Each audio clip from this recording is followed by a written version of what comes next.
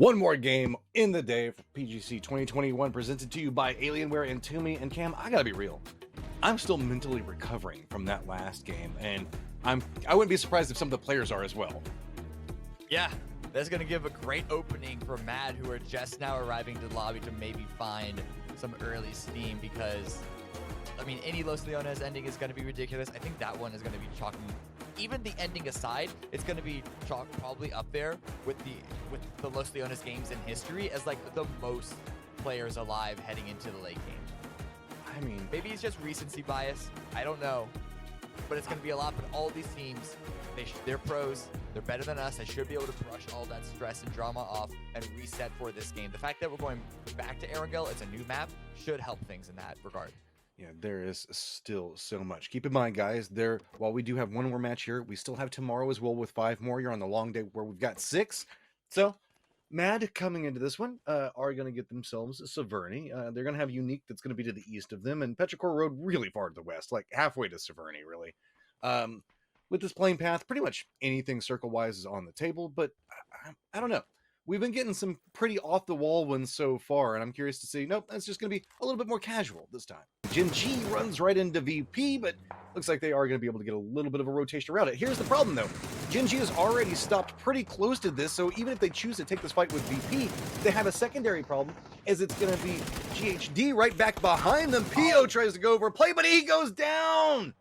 This is exactly what has been happening to Gen G time and time again. Good spray coming out from BATULINS, take him down, and now Gen G has to play full on defensive to figure out what they want to do.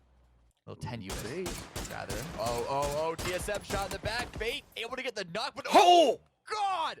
Immediately answered back by Luke 12 with a headshot. Man, that was near on instant retaliation back into that one. So TSM almost at the cusp of death off of this position that we can see that Unique was trying to play. They have multiple members that were ahead and waiting to catch a trap onto TSM, but now cannot do so. Back into where you can see that's going to be Fury, Mad, as well as Game Home and Gen G. Looks like GEX might also be approaching into this. This is just turning into a mess. Just a little bit north of that, we're going to see Petrichor Road as well as New Happy pretty close to each other, while 17 Gaming is going to have some vision inside of it. New Happy trying to just get ahead of the safe zone, spot out too, and can continue their march forward. Looks like Petrichor Road is just getting all kinds of trouble as Ming is single-handedly just destroying Petrichor Road. Mamu, the last one up. Is he going to even see what's going on? Ming sees it, and he wants the last one, spots it out. Now has to be careful. The hillside is going to provide a little bit of cover. Now just making their way up, but nope. There you go. Sticking it up. He didn't get the 4-piece, but Ming is considered one of the 4 keys trying to 4-piece. An absolutely amazing spray here for Drafting, now trying to put up a similar defense, and that's going to be Purdy taken out. Gen G are eliminated. TSM are eliminated as well. So all of a sudden down to 13 teams. Where is the circle going to be sending us?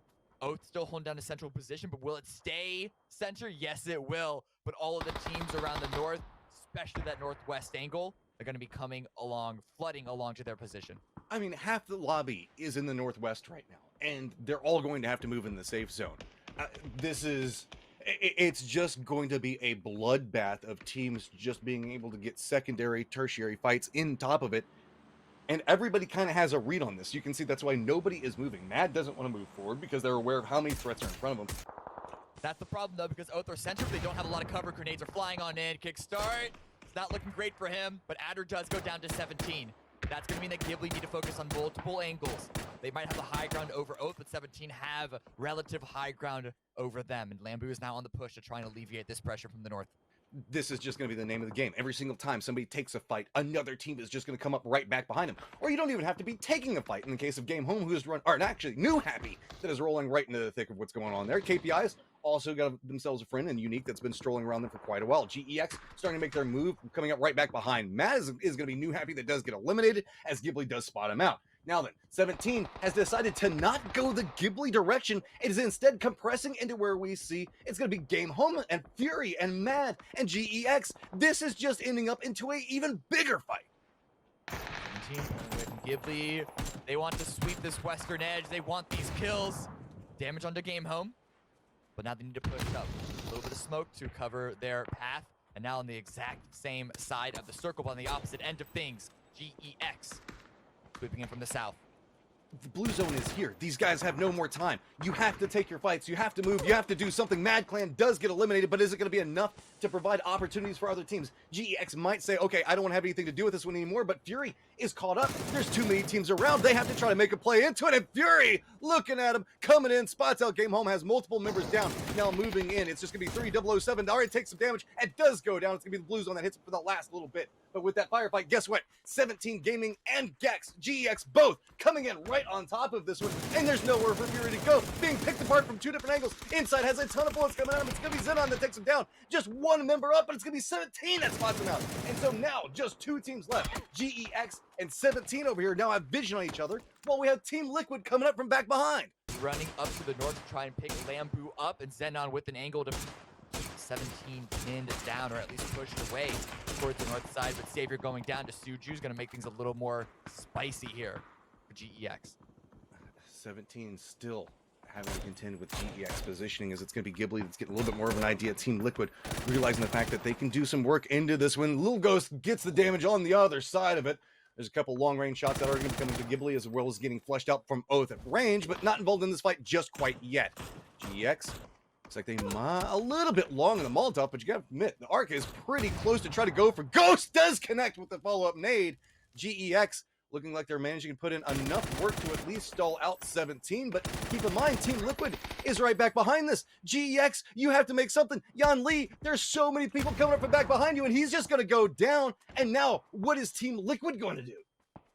Team Liquid should know that 17 are right next to them, just over this hill.